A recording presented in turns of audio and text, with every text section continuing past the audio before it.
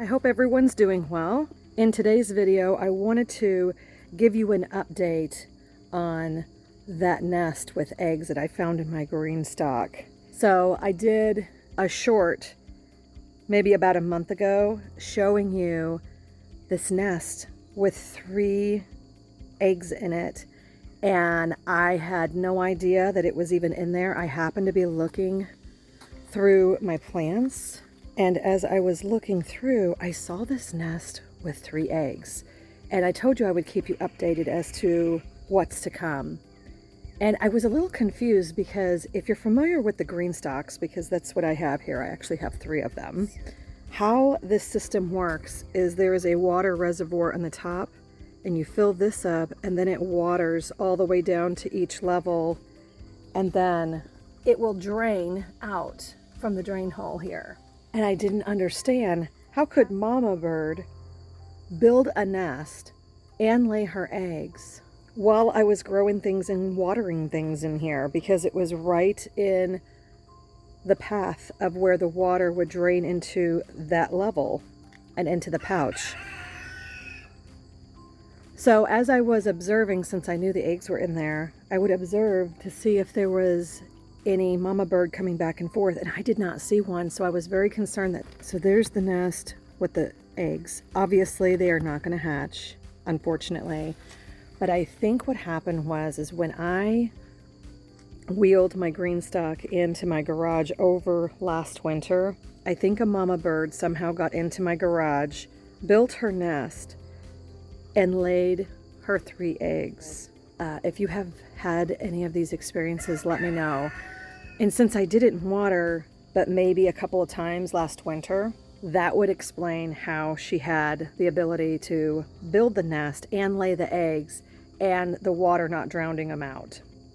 So I suspect that's what happened. Let me know what you think. But in this video, I not only wanted to give you an update, I also wanted to quickly show you how I took runners from my strawberry plants and planted them in each of the pockets.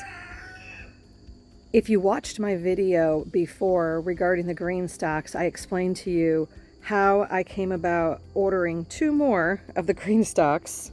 And one of those reasons was because my husband had bought me dormant strawberry plants for Valentine's Day.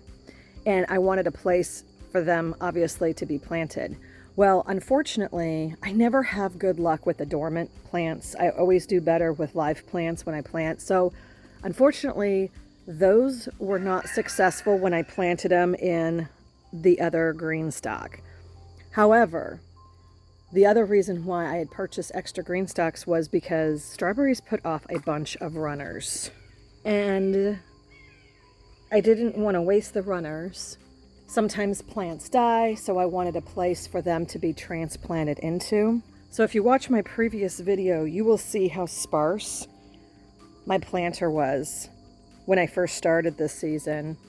And now it's already starting to fill out. Plus I've had the opportunity to start transplanting some runners into the other GreenStalk. Okay, so how I transplant the runners is I let the runners drop down far enough so that they can reach a pocket. Okay, so this one's not quite long enough, but I'm going to start training it to come in this direction. Let me see if I can find another one. Okay, so here is an example of one. So this was the mother plant right here. It produced this runner right here that I actually already started another plant. And I just placed it in the dirt, and I kind of pushed the dirt around it at the base to hold it in place until the roots could really take off. And how I know they're ready to take off is you can kind of tug at it. It doesn't come loose. So now the next step, what I'm going to do is only at that point, I'm going to go ahead and cut this runner off. So now it's a standalone plant. I have gone ahead, and when plants look like they had good roots on them, like this runner right here, it looks like it's producing some good roots. what I had done is I had just gone ahead and cut that off, and then I tried to plant it, but it was not 100% rate of it being successful and taking hold. So I stopped doing that, and I now wait until the runner is long enough where it will reach up to a pocket that has no plant where I would like to transplant the runner. And I'll show you an example of that.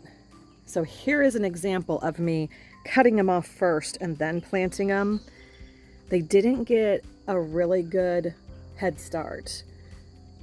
I probably cut them off and planted these in here the same time that I just stuck this runner in the dirt, and you can see how healthy this is. It's taken hold. The roots have taken hold. So that's how I continually transplant the runners of my strawberry plants, and how I can always keep them going.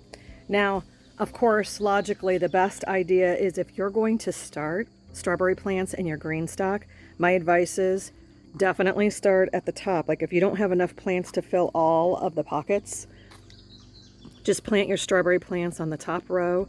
So as the plants grow and the runners grow, it's in the perfect path of transplanting those runners into the pockets.